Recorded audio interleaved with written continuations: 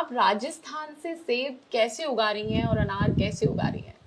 ये शुरू में 2008 से हमने जो अनार लगाए हैं, हाँ तो ये लगाई तब अचंभा हुआ सभी को, हाँ क्योंकि मुझे खुद को भी अचंभा हुआ कि हाँ भाई लोगों ने ताने भी मारे हाँ, कि हंसे होंगे कि हंसे, क्या खूब आइडिया हंसे है ये। कि अनार लगा रही है बच्चों को, इतने दिन ये बाजरा तो डाल रही थी ना, अब हाँ, खिलाएगी भी क्या, खिलाएगी 3,000 क्या? रुपये तो इसके पति कमा रहा है, हाँ। तो अब ये क्या खिलाएगी। तो मैंने उनके ताने तो सुन लिए, तब ड्रिप लगाए तो कह रहे सांप बिछा दिए इन्होंने। तो ये देखो, अच्छा। मजाक तो हर किसी का हो जाता हाँ, है। ड्रिप के बारे में भी पता नहीं था हाँ, इनके किसी लोगों को पता नहीं था उस समय, किसी ने लगाई भी नहीं थी, शुरू में हाँ। हमने लगाई थी। अच्छा।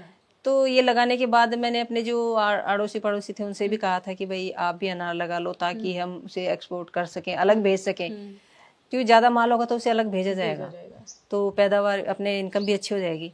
लेकिन उन्होंने कहा नहीं, आप अनार लगाओ, पहले देखते हैं कि आपकी आपको ज़मीन में, देखेंगे आपका क्या आपके होता है। ज़मीन में लगेंगी या अनार कहाँ लगेंगी। मैंने कहा ठीक है, तो उनकी सुन ली, लेकिन हम पीछे नहीं हटी मैं, हाँ।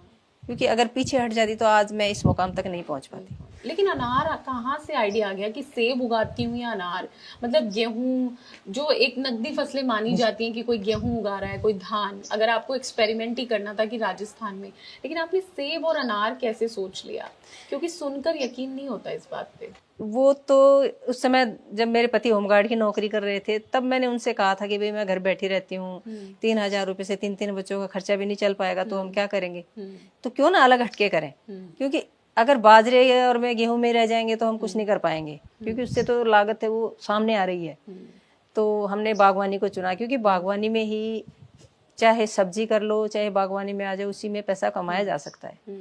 तो मेरे पति ने भी यही कहा कि भाई हाँ ठीक है, तो उन्होंने भी एक जगह देखा, तो 2008 में हमने अनार का जो था वो लगाया बगीचा, और वो उद्यान विभाग है जो हमारे सीकर में है, तो उनसे हमें पेड़ मिले, 220 पेड़ हमने लगाए थे उस समय। 220 जी, कितने जमीन में, कितने एरिया में? 5 बीघा में, 1 एकड़। आपके पास 5 बीघा ही जमीन जी, हमें जो मेरे ससुर से मिली थी वो 5 बीघा थी हमारे पास, है।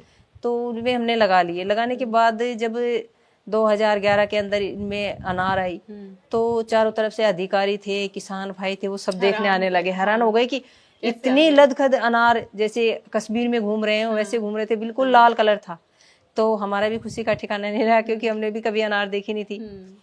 तो सभी अधिकारी आकर के अचंभा करने लगे, भाई वास्तव में आपने तो राजस्थान में अनार उगा के दिखाई हैं।